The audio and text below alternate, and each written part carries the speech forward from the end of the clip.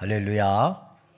네, 오늘도 수요 예배에 함께 나오신 우리 사랑하는 성도님들 심령 위에 주님의 은혜가 또 평강이 충만하시기를 축복합니다.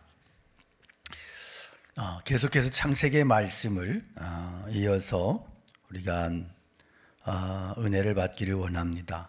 지난 시간에 창세기 1장 3장 1절로 7절까지의 내용을 가지고 2시간에 걸쳐서 말씀을 함께 묵상했습니다.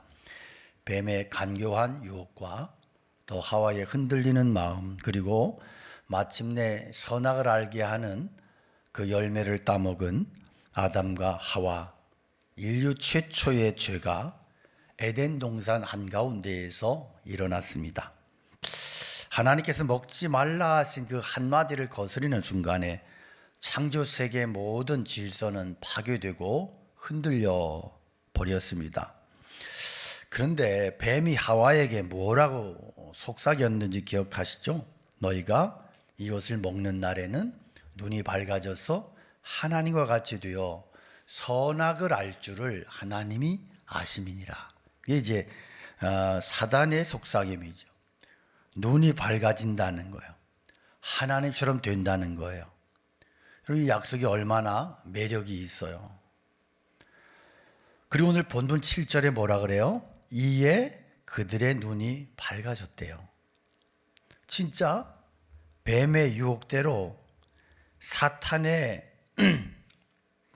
속삭임대로 눈이 밝아졌어요. 뱀의 약속대로 됐어요. 이게 무슨 얘기냐? 눈이 밝아졌어요. 그 눈이 밝아져서 그들이 보게 된 건 뭐죠? 하나님의 영광입니까? 천상의 비밀을 봤어요? 그들이 본 게 뭐예요? 자기들의 벌거벗은 걸 본 거예요. 자, 그럼 얼마나 비참한 역설입니까? 약속은 이루어졌어요. 뱀의 이야기대로. 근데 이 약속이 이루어졌는데 그 성취가 저주였다, 그런 말이에요.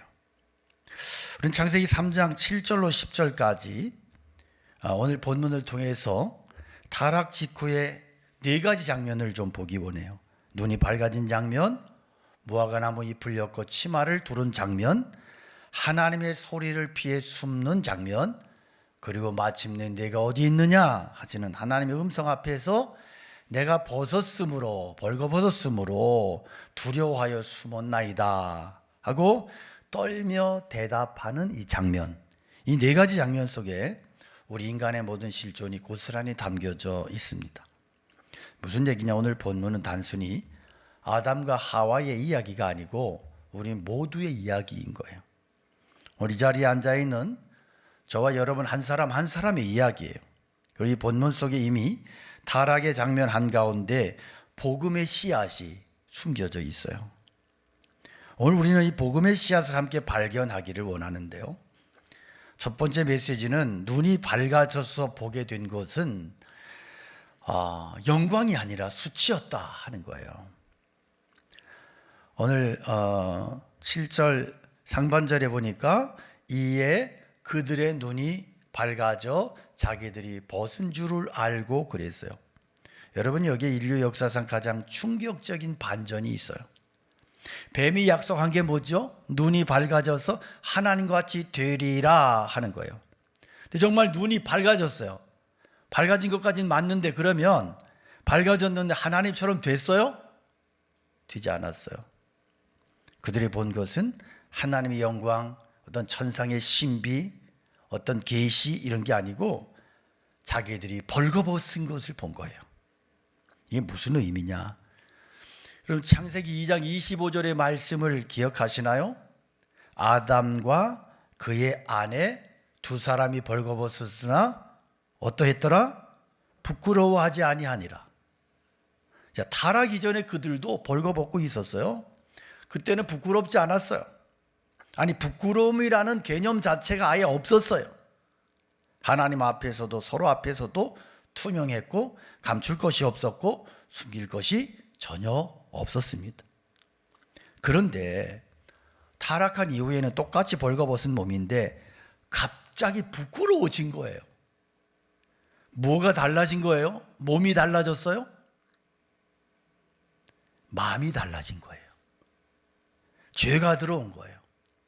죄가 치고 들어오니까 가장 먼저 생긴 게 뭐예요? 수치심이에요. 부끄러움이에요. 그래서 이 수치심이라고 하는 것은 내면의 상처 중에 가장 깊은 상처 중에 하나예요. 성경이 여기서 매우 중요한 사실을 가리키는데 죄의 가장 근원적인 결과 중에 하나가 바로 수치심이다 하는 겁니다. 죄는 외적인 행위의 문제 이전에 존재 전체의 문제예요. 죄는 우리의 존재 깊은 곳을 벌거벗겨 놓습니다. 죄를 지은 후에 인간이 느끼는 것은 단순히 내가 잘못했다는 어떤 죄책감만이 아니에요.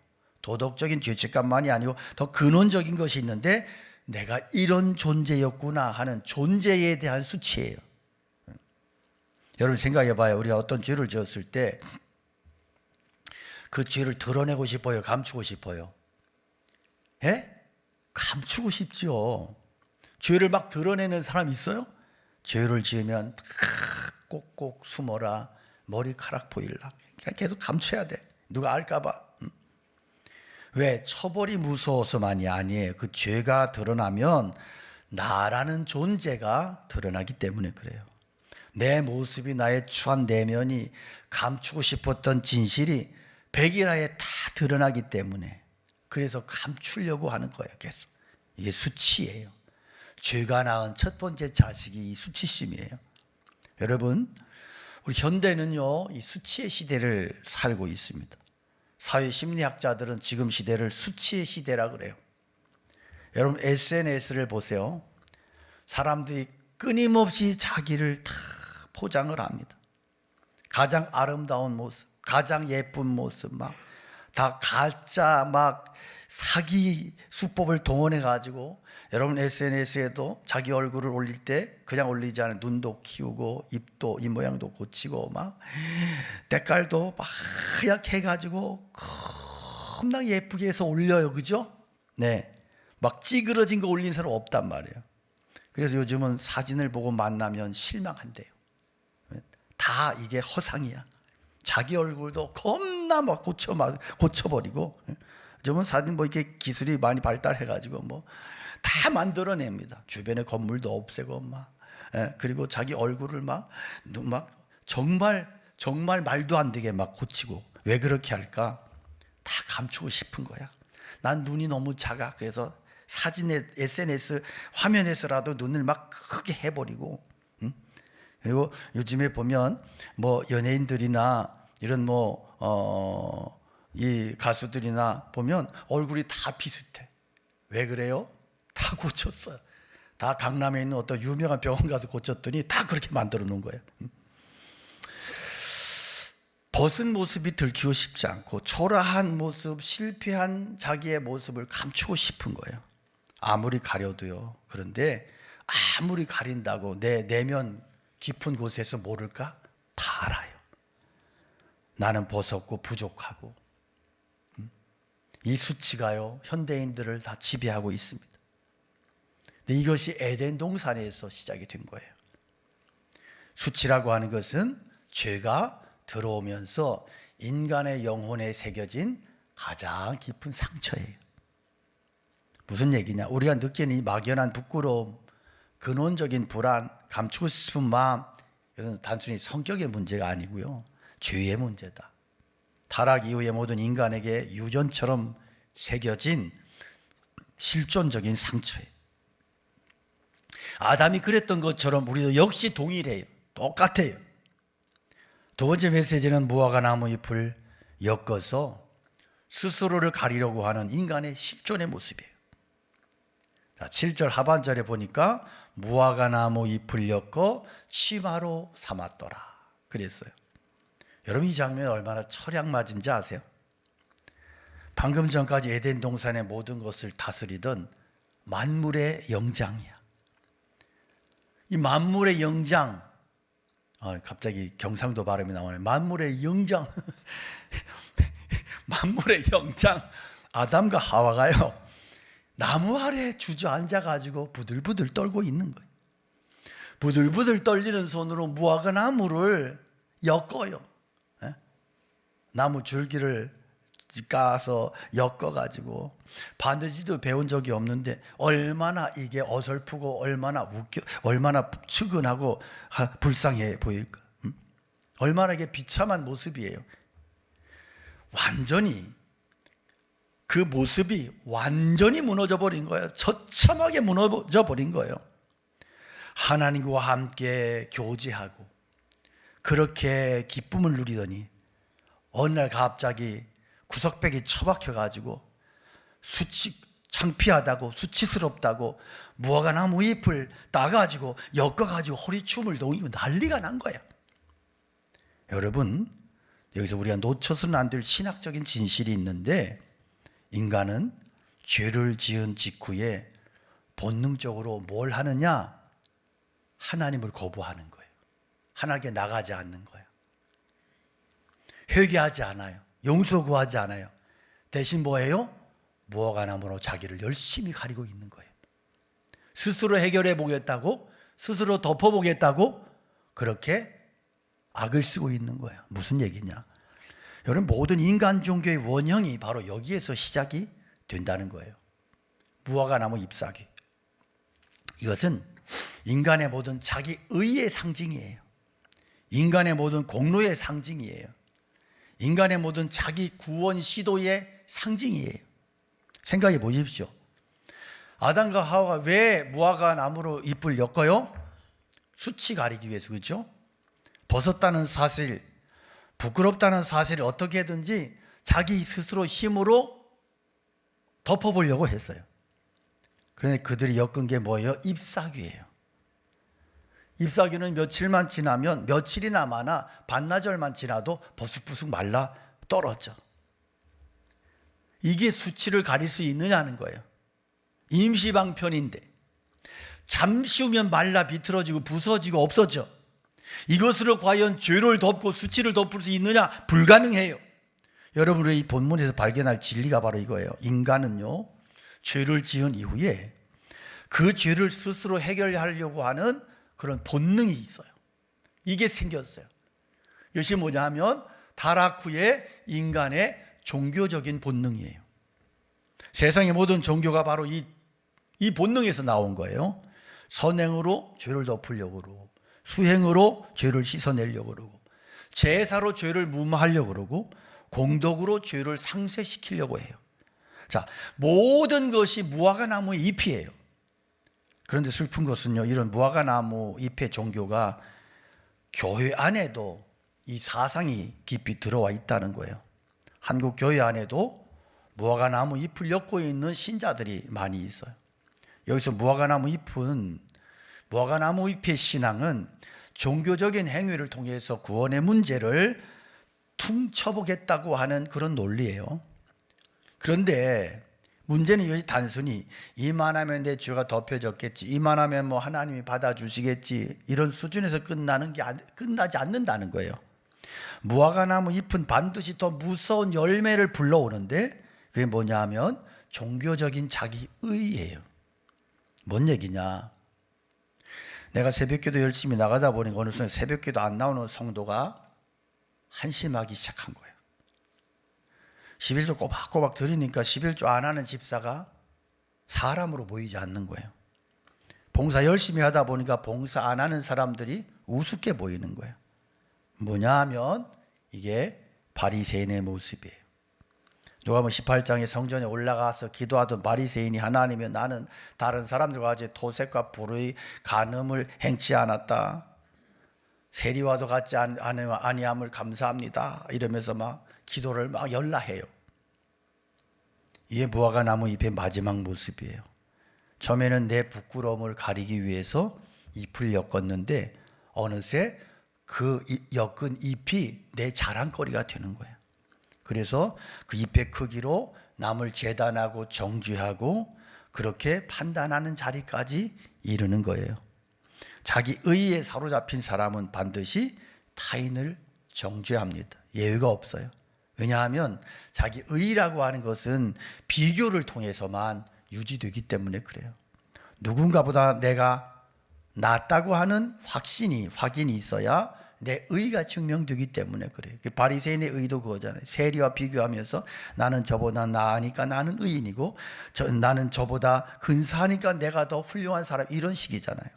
여러분, 우리가 여기서 한번 돌아볼 것이 있어요. 내가 신앙생활하면서 교회를 섬기면서 헌금하고 봉사하면서 어느 순간부터 거기 다른 성도를 판단하는 잣대가 되지 않았는가 하는 거예요. 저 사람 왜 저렇게 신앙생활하나? 저 집사는 왜 저거밖에 못하나? 이런 생각이 마음에 자리 잡지는 않았는가? 만일 그렇다면 우리는 이미 무화과 나무 잎을 엮고 그것을 자랑하고 있는 거예요. 더 무서운 것은 이건데, 이런 신앙은 절대로 하나님 앞에 나갈 수 없다는 거예요. 왜냐하면 자기 의로 충만한 사람은 자기에게 죄가 있다는 그 사실 자체를 인정하지 않기 때문에 그래요. 바리새인과 세리에 비유해서 누가 의롭다함을 받고 내려갔어요? 가슴 치면서 하나님 불쌍히 여겨주세요, 제가 죄인입니다, 그렇게 통곡했던 세리입니다. 바리새인이 아니에요. 바리새인은 교회 안에 있었지만 하나님을 만나지 못했어요. 자기 의라는 두꺼운 무화과나무 잎으로 자기를 둘둘둘둘 감싸고 있었기 때문에 그래요. 뭔 얘기냐? 여러분, 우리의 종교적인 열심이 나쁘다는 말이 아니에요. 귀한 거예요. 새벽기도 나오고 11조 드리고 열심히 봉사하고 헌신하고 다 귀해요. 그러나 그것으로 내 죄를 덮을 수 있다고 생각하는 순간, 그것으로 내가 의롭다고 생각하는 순간, 그것으로 다른 사람을 판단하는 순간, 그것은 무화과나무 잎이 되는 거예요. 나의 공로가 나를 구원한다고 믿는 순간 아담과 하와의 그 처량한 모습으로 돌아가게 되는 것입니다. 여러분, 왜 인간을 스스로 가리려고 하느냐?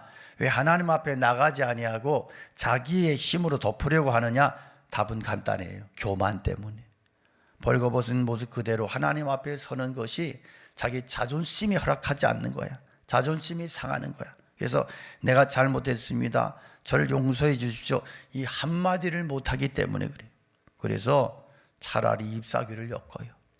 아무리 허술해도 내 힘으로 가리려고 그래요. 그리고 그 잎사귀 엮은 손으로 다른 사람 손가락질하고 있는 거예요.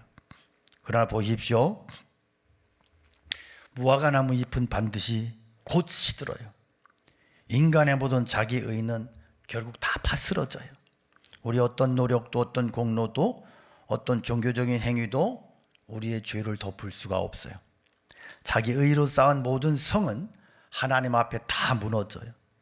이것이 복음이 필요하고 이것이 십자가가 필요한 이유인 거예요. 자, 세 번째 메시지는 내가 어디에 있느냐라고 하는 하나님의 질문이에요. 본문 8절에서 10절까지의 말씀을 우리 함께 읽어 보겠습니다. 그들이 그날 바람이 불 때 동산에 거니시는 여호와 하나님의 소리를 듣고 아담과 그의 아내가 여호와 하나님의 낯을 피하여 동산 나무 사이에 숨은지라.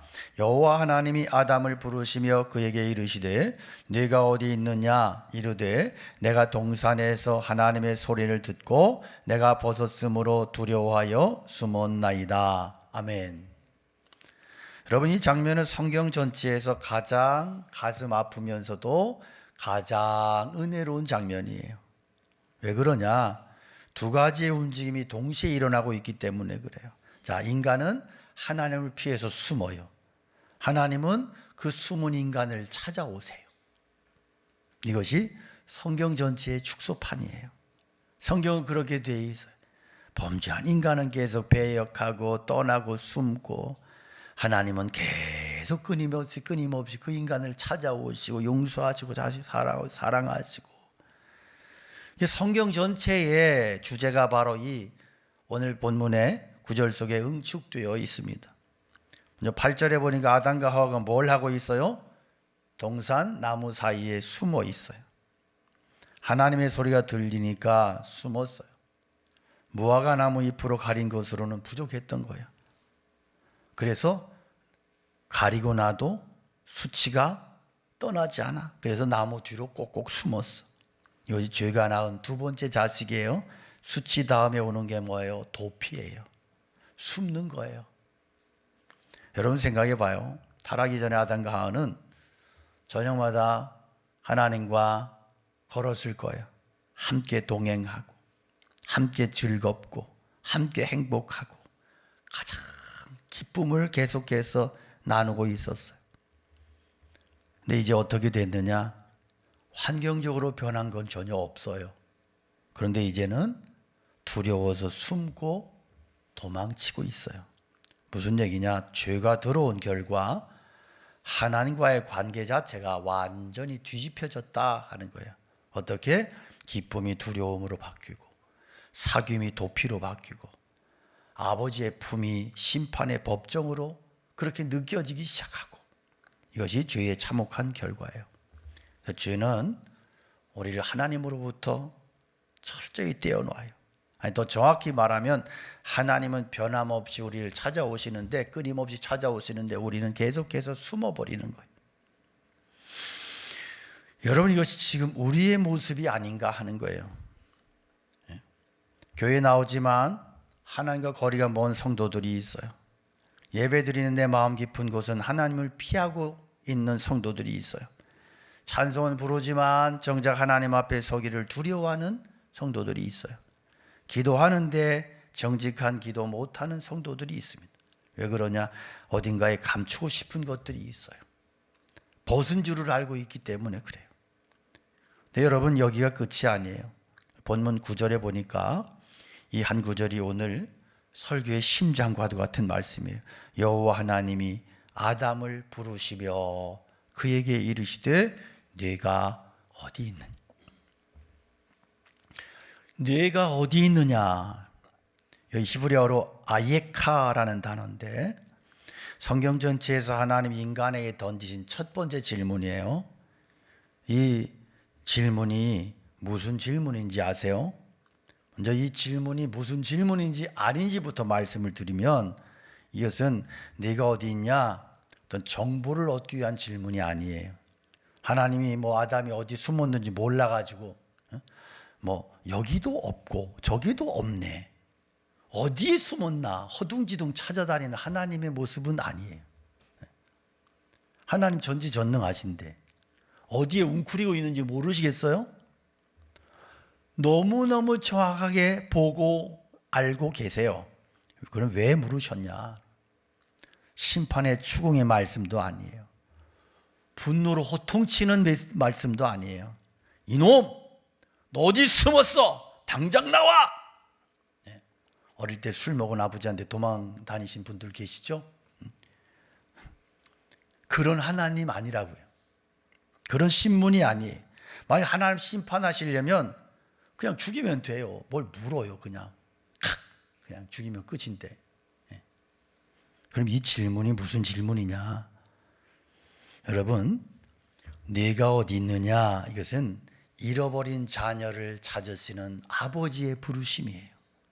이것은 양 한 마리를 잃어버리고 찾으시는, 들판을 헤매시는 목자의 음성이고, 돌아오기를 기다리시는 아버지가 먼저 찾아 나선 사랑의 물음이에요. 생각해 보세요. 숨은 자에게 먼저 다가가서 내가 어디 있냐? 이 질문은 너 왜 거기 있어? 그런 말씀이에요. 너 왜 거기 있어? 이 성경에 보여주는 하나님의 첫 모습이에요. 여러분, 인간이 하나님 찾은 게 아니에요. 하나님이 인간을 먼저 찾아오셨어요.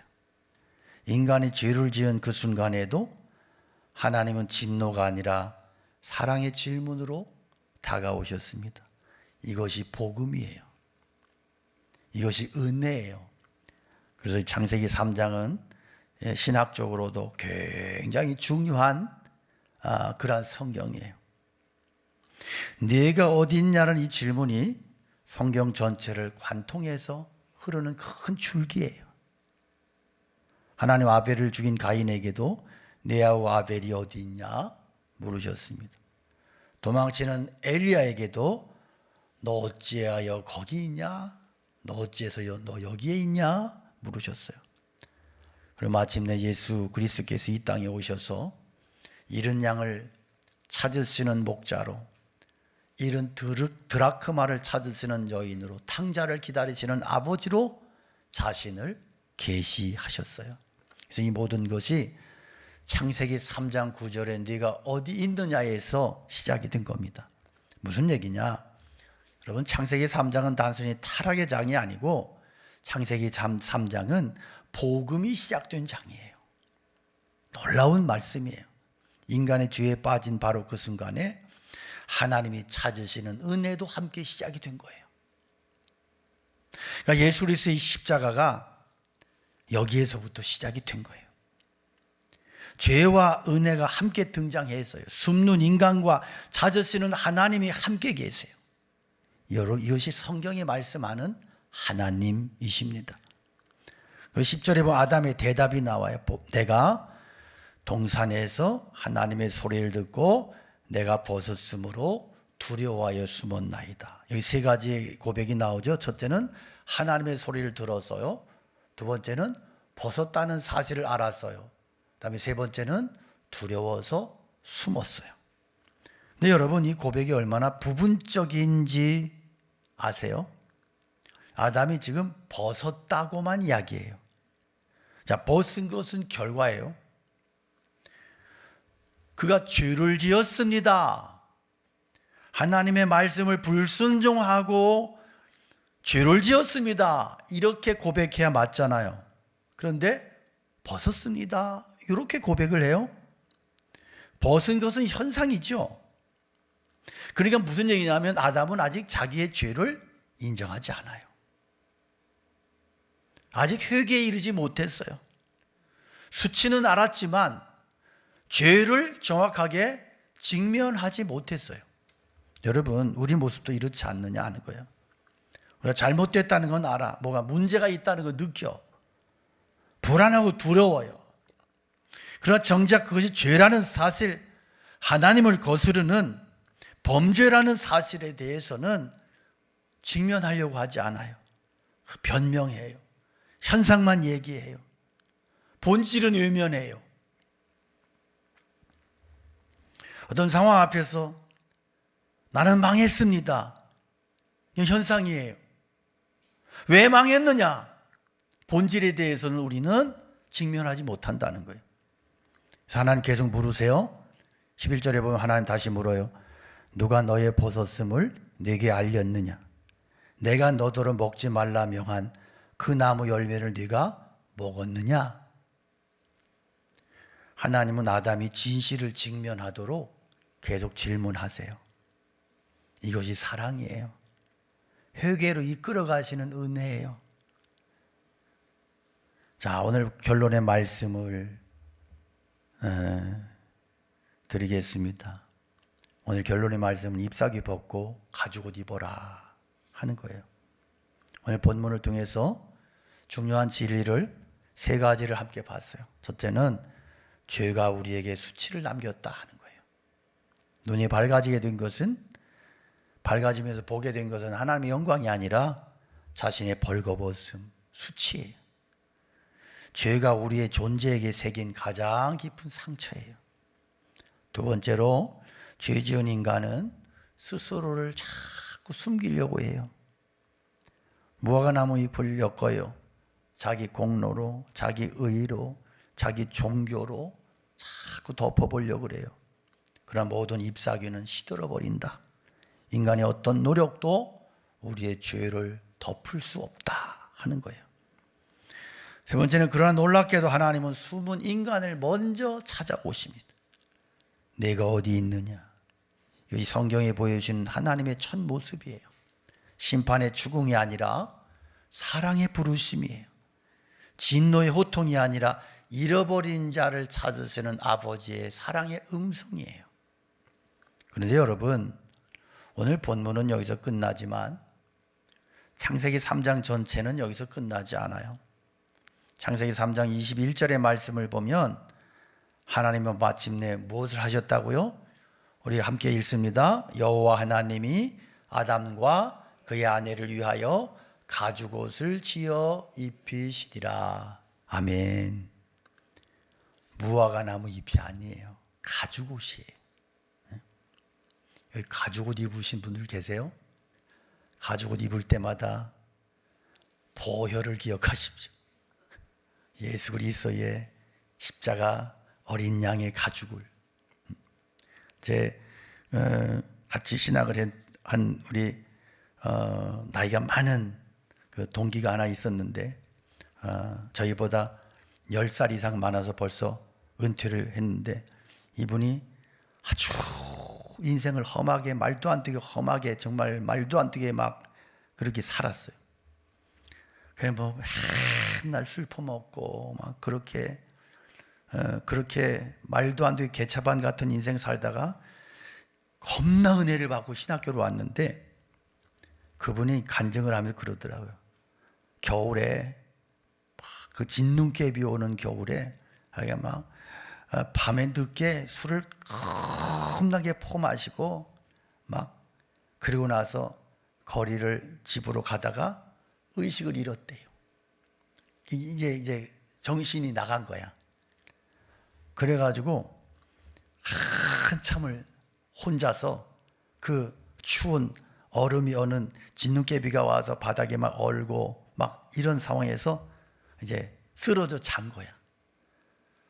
한참을 자다가 일어났는데 이렇게 머리를 일으키는데 머리가 안 떨어지는 거예요. 보니까 머리카락이 땅바닥에 얼어붙은 거야. 뿌직뿌직거리고. 근데 살았어. 그래야 신학교로 왔어. 그래서 그분이 그런 얘기 하더라고요. 자기는 창세기 읽을 때마다 남들이 느낄 수 없는 은혜를 받는데 자기는 그때 가죽 잠바를 입고 있었대. 가죽 잠바를 입고 있어서 심장이 안 오른 거야. 그래서 자기는 하나님이 자기를 위해서 가죽 잠바를 입혀주셔서 그래 자기 얼어 죽지 않고 은혜 받고 신학교 왔다고 그랬어요.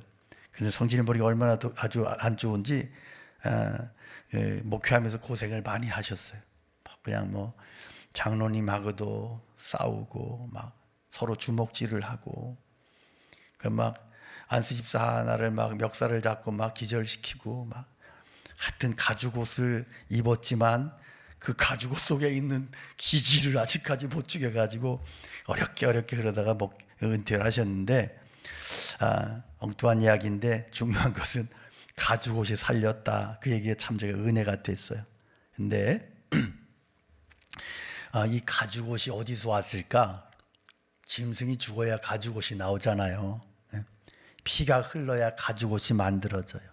다시 말해서 누군가의 희생 없이는 인간의 수치가 덮여지지 않는다는 거예요. 무슨 얘기냐? 바로 십자가. 예수 그리스도의 희생.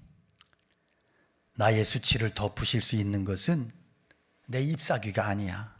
오직 하나님이 친히 준비하신 가죽옷, 예수 그리스도의 보혈로 지으신 의의 옷뿐임을 믿습니다. 여러분 어디에 계십니까? 아직도 무화과나무 잎을 엮고 계시지 않습니까? 아직 나무 뒤에 숨어 계시지 않습니까? 아직도 하나님의 음성이 부담스러워서 피해서 살고 있지는 않습니까? 하나님 오늘 우리에게 물으세요. 너 어디 있어? 이 질문 책망이 아니에요. 사랑이에요. 잃어버린 자녀를 찾으시는 아버지의 부르심이에요. 숨은 자리에서 나오시고 잎사귀를 벗어버리고 그대로 그 모습 그대로 하나님 앞에 나가면 하나님께서 친히 예수 그리스도의 보혈로 지으신 의의 옷을 입혀주시는 것입니다. 이것이 복음입니다. 이것이 은혜입니다. 타락의 장 한가운데 죄의 심판 장면 한가운데 이미 복음이 숨을 쉬고 있어요. 너 어디 있냐 하시는 그 음성이 오늘 우리에게도 들려와요. 그 음성에 응답하는 것이 신앙이에요. 제가 여기 있어요. 제가 이 모습 이대로 주님 앞에 나아갑니다. 이것이 회개예요. 그리고 그분이 입혀주시는 의의 옷, 보혈로 그렇게 지으신 의의 옷을 입는 것이 칭의 구원이에요.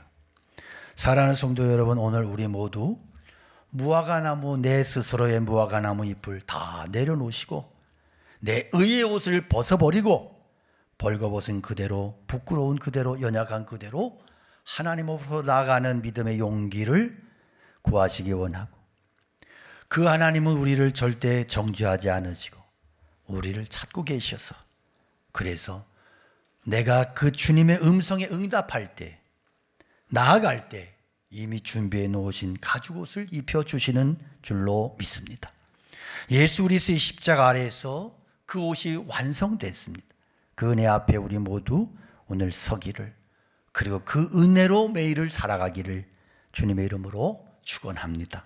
우리 함께 찬양 올려드리겠습니다.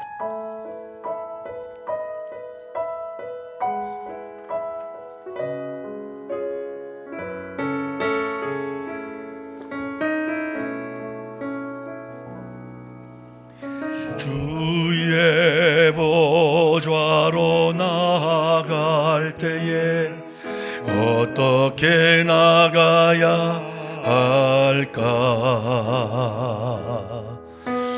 나를 구원한 주의 십자가, 그것을 믿으며 가네. 주의 보좌로, 주의 보좌로 나아갈 때에 나 여전히 부족하나. 나를 품으신 주의 그 사랑, 그것을 믿으며 가네. 자격 없는 내 힘이 아니,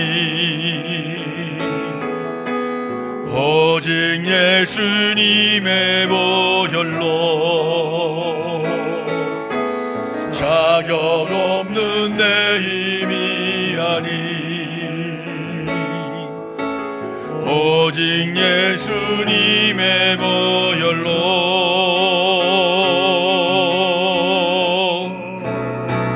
십자가의 보혈, 완전하신 사랑 힘입어 나갑니다. 십자가의 보혈, 완전하신 사랑 힘입어 예배한.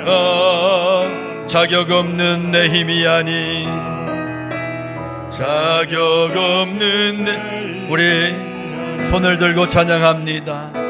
가슴에 손을 얹고 깊이 하나님께로 나아갑니다. 주님의 보혈 앞으로 더 깊이 나가기 원합니다. 내 힘이 아닌, 오직 예수님의 보혈로. 십자가의 보혈,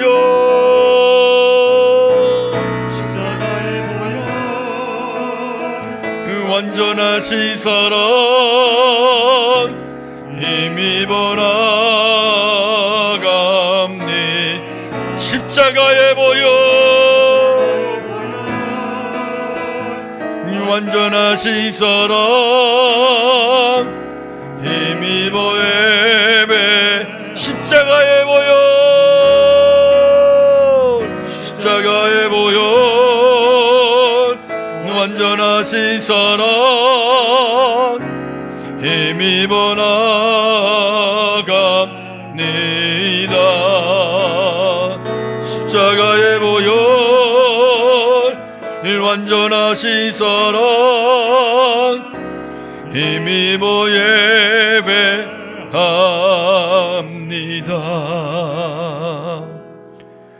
우리 함께 기도하기 원합니다. 너 오늘 어디 있니? 너 왜 거기 있니? 하나님의 부르심 앞에 응답하는 기도를 드렸으면 좋겠습니다. 주님, 제가 여기 있습니다. 제가 이런 상황에 처해 있음을 주님이 아십니다. 각자의 마음 가운데 있는 무화과나무 잎사귀를 내려놓고 숨어있던 피해있던 그 자리에서 나와서 주님 앞에 벌거벗은 모습 그대로 십자가 앞으로 나가는 믿음의 결단의 기도를 우리 주님의 이름 간절히 기도합니다. 주여, 아버지 하나님, 주님의 은혜를 구하며 나아갑니다. 연약한 저희들의 모습을 주님 앞에 내려놓습니다. 너희 어디에 있느냐, 내가 어디에 있느냐, 너 왜 거기에 그 자리에 머물러 있느냐 말씀하시는 주님의 음성 앞에 서기를 원합니다. 그 음성 앞에서 주님의 은혜를 구하며 나가기를 원합니다. 십자가의 은혜를 구하며 주님의 은혜를 구하며 아버지의 음성 앞에 서게 하여 주옵소서.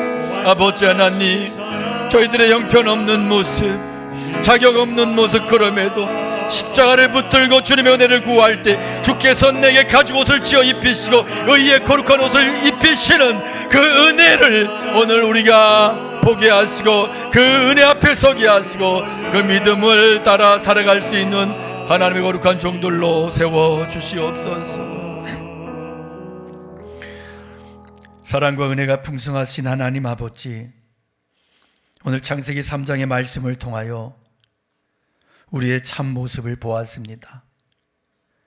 에덴 동산에 무화과나무 잎으로 하나님을 떠나 도망쳐서 자기의 수치를 가리려고 몸부림쳤던 그 비참한 아담과 하와의 모습이 저희들의 모습이었습니다. 죄가 들어온 이후로 저희는 끊임없이 수치를 감추고 무화과나무 잎사귀 같은 자기 의를 엮고 주님의 낯을 피하여 숨어 있었습니다. 주님, 저희들의 부족함을 용서하여 주시옵소서. 하나님 앞에 예배하면서도 마음 깊은 곳은 주님을 피하고 있었던 저희를 용서하여 주시옵소서. 신앙의 잎사귀로 제 죄를 가리려 했던 저희들의 교만을 용서하여 주시옵소서. 벗은 모습 그대로 주님 앞에 서기를 두려워했던 저희들의 연약함을 불쌍히 여겨 주시옵소서. 그러나 감사합니다. 주님, 저희가 숨을 때에도 주님은 찾아오시는 하나님이심을 오늘 깨달았습니다. 내가 어디 있느냐 하시는 그 음성이 심판의 호통이 아니라 잃어버린 자녀를 찾으시는 아버지의 사랑의 부르심이었음을 알게 하시니 감사합니다. 그 은혜로 저희들이 다시 일어설 수 있음을 믿습니다. 주님, 이제 저희가 그 잘난 형편없는 자기의 잎사귀를 내려놓습니다. 숨은 자리에서 용기 있게 나아옵니다. 벌거벗은 그 모습 그대로 주님 앞에 나아가 십자가를 붙잡습니다. 저희를 받아주시고 저희의 수치를 친히 지으신 가죽옷으로 예수 그리스도의 의의 옷으로 진히 덮어 주시옵소서. 십자가의 보혈로 저희 모든 죄를 씻어 주시고 당당한 주의 백성으로 살아갈 수 있도록 축복하여 주옵소서. 저희가 어디에 있든지 어떤 자리에 있든지 주님의 부르심에 응답하는 자녀 되게 하시고 삶을 살게 하여 주옵소서. 더 이상 숨지 않게 하시고 정직하게 주님 앞에 서는 정직한 영성 믿음의 사람들 되게 하여 주옵소서. 그래서 저희들이 광복교회가 숨어있는 영혼들이 주님 앞에 나올 수 있도록 그렇게 구원의 통로가 되는, 그렇게 주님의 부르심에 응답하는 회복의 공동체, 구원의 공동체로 굳건하게 서게 하여 주시고 주의 사명 힘있게 감당하는 교회로 세워주시고 축복하여 주시옵소서. 예수 그리스도의 은혜와 하나님 아버지의 사랑과 성령 하나님의 교통하심이 주의 말씀을 듣고 그리고 이제 결단하며 그렇게 세상을 향하여 믿음으로 나아가는 사랑하는 성도들 머리 위에 속한 가정 위에 교회 위에 이 나라의 민족 열방 가운데 늘 함께 계시옵기를 간절히 축원하옵나이다. 아멘.